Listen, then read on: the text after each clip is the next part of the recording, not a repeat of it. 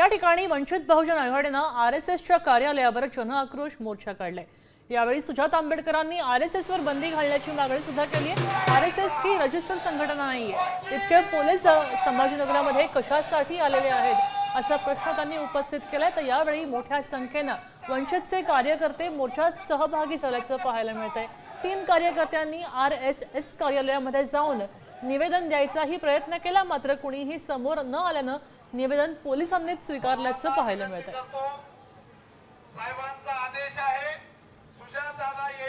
RSS ही registered संघटना नाही आहे। आम्ही काही मुख्यमंत्र्यांच्या घरी किंवा प्रधानमंत्र्यांच्या घरी मोर्चा नेत नाही आहोत। आम्ही एका आरएसएसच्या छोट्याशा कार्यालयावरती येतोय।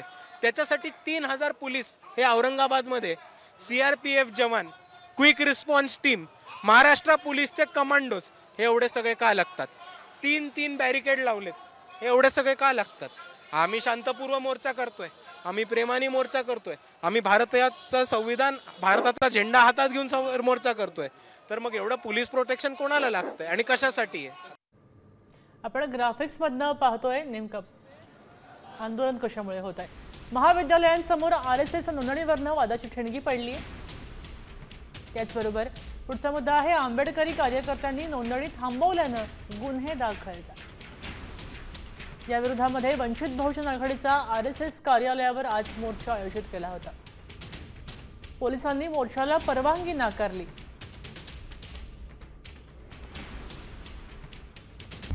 आता isakal.com आहे देशातील नंबर 1 ची मराठी न्यूज वेबसाईट। प्रत्येक अपडेटसाठी isakal.com ला नक्की भेट द्या।